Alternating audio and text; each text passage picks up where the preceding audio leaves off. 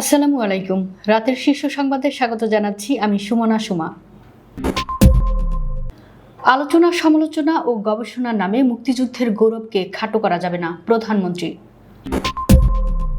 স্বাধীনতা বিরোধী অপশক্তি ভিন্ন মোড়কে সক্রিয় হওয়ার চেষ্টা করছে, মির্জা ফখরুল। শনিবার নয়াপল্টনে বিএনপির কেন্দ্রীয় কার্যালয়ে যাবেন তারেক রহমান। অতিরিক্ত তেল নিয়ে কিছু কালোবাজারি সরকারের ভাবমূর্তি নষ্ট করছে আমির খসরু। আমরা আগে ৭১কে সম্মান করব, তারপরে সবকিছু, স্বরাষ্ট্রমন্ত্রী। শরীয়তপুরে বিএনপির ৬ জনকে কোপালো ছাত্রলীগ। যশোরে চলন্ত বাসে আগুন, অল্পের জন্য রক্ষা অর্ধশতাধিক যাত্রী। গাইবান্ধা থানায় হামলার ঘটনায় জড়িত জামাত নেতা মিজান গ্রেপ্তার। তেল নেই, লেখা পাম্পে মিলল ৯,৭৮৩ লিটার জ্বালানি। লোকজনকে দ্রুত মধ্যপ্রাচ্যের মার্কিন ঘাঁটি সংলগ্ন এলাকাগুলো ছাড়তে বলল ইরান। জ্বালানি সংকটে ভেনেজুয়েলায় ১ সপ্তাহ ছুটি ঘোষণা। নেপালের প্রধানমন্ত্রী হিসেবে শপথ নিলেন বালেন্দ্র সাহা। শুনছিলেন শিরোনাম, এবার বিস্তারিত। আলোচনা, সমালোচনা ও গবেষণার নামে মুক্তিযুদ্ধের গৌরবকে খাটো করা যাবে না বলে জানিয়েছেন প্রধানমন্ত্রী তারেক রহমান। তিনি বলেন, অতীত ভুলে গেলে চলবে না। অতীত নিয়ে বেশি চর্চা ভবিষ্যৎ বাধাগ্রস্ত হয়েছে।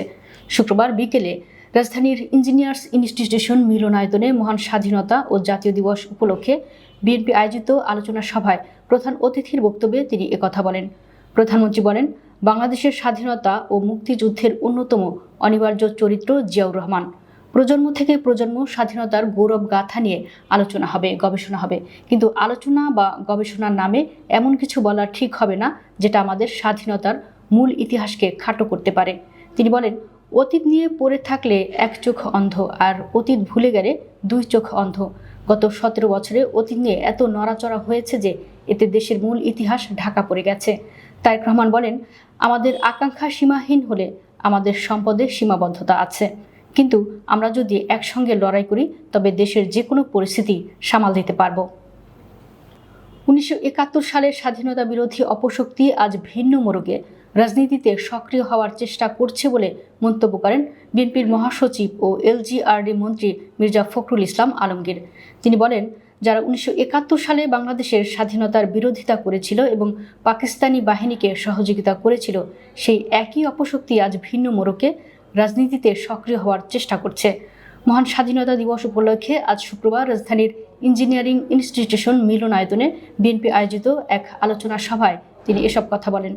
স্বাধীনতা বিরোধী অপশক্তিকে রুখে দেওয়ার আহ্বান জানিয়েছেন মির্জা ফখরুল। তিনি বলেন, এই অপশক্তিকে রুখে দিতে হবে, এদের কোনোভাবেই ছাড় দেওয়া যাবে না। স্বাধীনতা ও গণতন্ত্রের উপর যে কোনো আঘাত মোকাবেলায় আমাদের ঐক্যবদ্ধ থাকতে হবে। সব ষড়যন্ত্র ও অপশক্তিকে পরাজিত করে দলের ভারপ্রাপ্ত চেয়ারম্যান তারেক রহমানের হাতকে শক্তিশালী করতে নেতাকর্মীদের আহ্বান জানান বিএনপি মহাসচিব মির্জা ফখরুল ইসলাম আলমগীর। শনিবার নয়াপল্টনে বিএনপির কেন্দ্রীয় কার্যালয়ে যাবেন বিএনপি চেয়ারম্যান ও প্রধানমন্ত্রী তারেক রহমান। শনিবার রাজধানীর নয়াপল্টনে দলের কেন্দ্রীয় কার্যালয়ে যাবেন। শুক্রবার বিএনপির মিডিয়া সেল থেকে এ তথ্য নিশ্চিত করা হয়। বিএনপি চেয়ারম্যানের আগমন উপলক্ষে প্রধানমন্ত্রীর উপদেষ্টা ও দলের জ্যেষ্ঠ যুগ্ম মহাসচিব রুহুল কবির রিজভী ইতোমধ্যে কার্যালয়ে প্রয়োজনীয় প্রস্তুতি সম্পন্ন করেছেন। এর আগে দেশে ফিরে দীর্ঘ প্রায় ২ দশক পর গত ২৯ ডিসেম্বর দলের কেন্দ্রীয় কার্যালয়ে যান তারেক রহমান। মধ্যপ্রাচ্যের যুদ্ধের প্রভাবে দেশের জ্বালানি খাতে যে সংকট দেখা দিয়েছে, এ সময় কিছু কালোবাজারি অতিরিক্ত তেল নিয়ে সরকারের ভাবমূর্তি নষ্ট করছে বলে অভিযোগ করেছেন অর্থ ও পরিকল্পনা মন্ত্রী আমির খসরু মাহমুদ চৌধুরী। তিনি বলেছেন, মধ্যপ্রাচ্য যুদ্ধের কারণে বিশ্বজুড়েই জ্বালানি সংকট। বিভিন্ন উৎস থেকে তেল সংগ্রহে যোগাযোগ করছে সরকার। এখন আগের চেয়ে বেশি তেল সরবরাহ করা হচ্ছে। মহান স্বাধীনতা ও জাতীয় দিবস উপলক্ষে শুক্রবার রাজধানীর ইঞ্জিনিয়ার ইনস্টিটিউশন মিলনায়তনে বিএনপি আয়োজিত আলোচনা সভায় এসব কথা বলেন আমির খসরু মাহমুদ চৌধুরী। এই আলোচনা সভায় বিএনপির স্থায়ী কমিটির সদস্য ও প্রধানমন্ত্রীর উপদেষ্টা নজরুল ইসলাম খান বলেছেন, যারা স্বাধীনতা ও গণতন্ত্র এনেছে বলে দাবি করত, বাস্তবে তারাই বারবার গণতন্ত্র কেড়ে নিয়েছিল, এখন পালিয়ে বেড়াচ্ছে। শেখ মুজিব বাকশালকে পুনরুপ দিতে না পারলেও শেখ হাসিনা তা করেছিল। 1971 সালের মহান মুক্তিযুদ্ধ ও স্বাধীনতার ইতিহাস অন্য কোনো ঘটনার সঙ্গে তুলনীয় নয় বলে মন্তব্য করেছেন স্বরাষ্ট্রমন্ত্রী সালাউদ্দিন আহমদ। তিনি বলেন, আমরা কারো বিজয়কে ছিনিয়ে নিতে চাই না, কারো ভূমিকাকে কেড়ে নিতে চাই না, কিন্তু সবাই মিলে 71কে আমরা আগে সম্মান করব। বাংলাদেশের স্বাধীনতা মুক্তিযুদ্ধের ইতিহাসকে সমুন্নত রাখব। তারপর আসবে 75, 79, 90, 24-এর সকল কিছু। শুক্রবার মহান স্বাধীনতা দিবস উপলক্ষে রাজধানীর ইঞ্জিনিয়ার ইনস্টিটিউশন মিলনায়তনে বাংলাদেশ জাতীয়তাবাদী দল আয়োজিত এক আলোচনা সভায় তিনি একথা বলেন। শরীয়তপুরের ডামুডায় পূর্বের বিরোধ মীমাংসা করার কথা বলে ডেকে নিয়ে বিএনপির 6 জনকে কুপিয়ে জখম করার অভিযোগ উঠেছে স্থানীয় ছাত্রলীগ নেতা শাওন ও তার লোকদের বিরুদ্ধে। শুক্রবার বেলা 11টার দিকে উপজেলার ধানকাঠি ইউনিয়নে এ ঘটনা ঘটে। এ ঘটনায় দিন ইসলাম ও রিফাত নামে দুজনকে আটক করেছে পুলিশ। তাদেরকে উন্নত চিকিৎসার জন্য ঢাকায় পাঠানো হয়েছে। যশোর সদরে যাত্রীবাহী একটি চলন্ত বাসে অগ্নিকাণ্ডের ঘটনা ঘটেছে। এ সময় বাসে থাকা অর্ধশতাধিক যাত্রী দ্রুত নেমে পড়ায় কোনো হতাহতের ঘটনা ঘটেনি, তবে মালামাল সহ বাসটি ছাই হয়েছে। শুক্রবার বিকেল 4টার দিক থেকে যশোর ঢাকা মহাসড়কে উপজেলার ফতেপুর দাইতলা সেতুর কাছে এ ঘটনা ঘটে। নড়াইল এক্সপ্রেসের বাসটি যশোর শহর থেকে ঢাকায় যাচ্ছিল। খবর পেয়ে যশোর ও বাঘারপাড়া ফায়ার সার্ভিসের 2টি ইউনিট ঘটনাস্থলে গিয়ে আগুন নেভায় বলে জানান যশোর ফায়ার সার্ভিসের কর্মকর্তা মুজিবুর রহমান। বাসযাত্রী হুসাইন বলছেন, ফায়ার সার্ভিসের কর্মীরা এসে আগুন নেভানোর আগেই পুরো বাসটি পুড়ে যায়।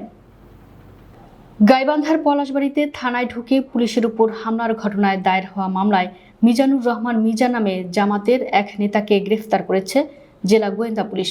পরে জিজ্ঞাসাবাদ শেষে আদালতের মাধ্যমে তাকে কারাগারে পাঠানো হয়েছে। শুক্রবার দুপুরে আদালতের মাধ্যমে তাকে কারাগারে পাঠানো হয়েছে। এর আগে ভোররাতে পলাশবাড়ি পৌর শহরের গৃধারীপুর এলাকায় নিজ বাসা থেকে তাকে আটক করা হয়। গ্রেপ্তার মিজানুর রহমান পলাশবাড়ি পৌর জামাতের সাবেক আমির এবং উপজেলা পেশাজীবী বিভাগের সেক্রেটারি। তিনি গৃধারীপুর গ্রামের গোলাম মোস্তফার ছেলে। চাঁপাইনবাবগঞ্জের গোমস্তাপুরে জ্বালানি তেল থাকার পরও বিক্রি বন্ধ করে দেওয়ায় একটি পেট্রোল পাম্পকে জরিমানা করেছেন ভ্রাম্যমাণ আদালত। শুক্রবার দুপুরে উপজেলার পার্বতীপুর ইউনিয়নের বড় দাঁতপুর এলাকার messrs brothers and sisters filling স্টেশনে এ জরিমানা করা হয়। ভ্রাম্যমাণ আদালতের নেতৃত্ব দেওয়া নির্বাহী ম্যাজিস্ট্রেট ও গোমস্তাপুর উপজেলা নির্বাহী কর্মকর্তা জাকির মুন্সি এ তথ্য জানান। তিনি বলেন, messrs brothers and sisters filling স্টেশনে পাম্পে তেল নেই, ব্যানার ঝুলিয়ে দিয়ে জ্বালানি তেল বিক্রি বন্ধ করে দেওয়া হয়। বিষয়টি জানতে পেরে ভ্রাম্যমাণ আদালত ওই পাম্পে যান এবং তেলের মজুদ যাচাই করেন। এ সময় দেখা যায় সেখানে 2368 লিটার পেট্রোল, 3760 লিটার ডিজেল এবং 3655 লিটার অকটেন মজুদ রয়েছে। মধ্যপ্রাচ্যের দেশগুলোর সাধারণ জনগণকে দ্রুত মার্কিন ঘাঁটি সংলগ্ন এলাকা থেকে সরে যাওয়ার আহ্বান জানিয়েছে ইরানের ইসলামী বিপ্লবী গার্ড কোর IRGC। ইরানের তাসনিম নিউজ এজেন্সি জানিয়েছে, এক বিবৃতিতে IRGC বলেছে, মার্কিন সেনাদের যেখানেই পাওয়া যাবে সেখানেই তাদের উপর হামলা চালানো IRGCর পবিত্র দায়িত্ব। মধ্যপ্রাচ্যের দেশগুলোর জনগণকে IRGCর বিবৃতিতে আরও বলা হয়েছে, আমরা আপনাদের জোরালো পরামর্শ দিচ্ছি যে যেখানে মার্কিন বাহিনী মোতায়েন রয়েছে সেসব এলাকা আপনারা দ্রুত ত্যাগ করুন যাতে আপনাদের কোনো ক্ষতি না হয়। ভেনেজুয়েলার অন্তর্বর্তী প্রেসিডেন্ট ডেলসি রদ্রিগেজ তীব্র গরম ও জ্বালানি সংকটের কারণে সরকারি কর্মচারীদের জন্য 1 সপ্তাহের ছুটি ঘোষণা করেছেন।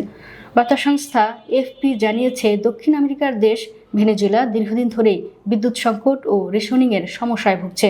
বিশেষ করে ইস্টার উপলক্ষে জ্বালানি সাশ্রয়ের জন্য অতীতেও কর্মদিবস কমানো ও শিক্ষা প্রতিষ্ঠান বন্ধ রাখার নজির রয়েছে।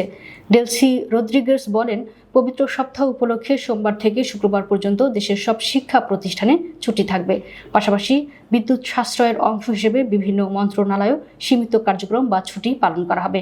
তিনি জানান, টানা প্রায় 45 দিন ধরে তীব্র তাপপ্রবাহের কারণে বিদ্যুতের চাহিদা বেড়ে গেছে, যা জ্বালানির সংকটকে আরও তীব্র করেছে। তবে জরুরি ও প্রয়োজনীয় সেবাগুলো এই সিদ্ধান্তের বাইরে থাকবে। নেপালের নতুন প্রধানমন্ত্রী হিসেবে শপথ গ্রহণ করেছেন বালেন্দ্র সাহা। শুক্রবার প্রেসিডেন্টের কার্যালয় শীতল নিবাসে আয়োজিত এক বিশেষ অনুষ্ঠানে তাকে শপথ বাক্য পাঠ করান দেশটির প্রেসিডেন্ট রামচন্দ্র পাওডেল। দেশটির সংবাদ মাধ্যম কাঠমান্ডু পোস্টের এক প্রতিবেদনে এ তথ্য জানানো হয়েছে। প্রতিবেদনে বলা হয়েছে, নেপালে প্রথমবারের মতো মাধেসি সম্প্রদায়ের কোনো নেতা প্রধানমন্ত্রী হয়েছেন। সদ্য সমাপ্ত 5 মার্চের সংসদীয় নির্বাচনে ঝাপা 5 আসন থেকে প্রথম 5টা পোস্ট পদ্ধতিতে জয়ী হন শাহ। তিনি সিপিএন ইউএমএল এর চেয়ারম্যান কেপি শর্মা ওলিকে পরাজিত করেন। এ ঘটনাকে রাজনৈতিক অঙ্গনে বড় চমক হিসেবে দেখা হচ্ছে। রাজনীতিতে আসার আগে বালেন্দ্র শাহ একজন র্যাপার ও স্ট্রাকচারাল ইঞ্জিনিয়ার হিসেবে পরিচিত ছিলেন। দর্শক, ভিডিওটি শেষ পর্যন্ত দেখার জন্য আপনাকে অসংখ্য ধন্যবাদ। নিত্য নতুন ভিডিও পেতে আমাদের ইউটিউব চ্যানেলটি সাবস্ক্রাইব করুন এবং নিয়মিত নোটিফিকেশন পেতে বেল বাটনটি ক্লিক করুন। আমাদের ফেসবুক পেজটি ফলো করুন। এছাড়াও আমাদের ভিডিও লাইক, কমেন্ট ও শেয়ার করুন। আল্লাহ হাফেজ।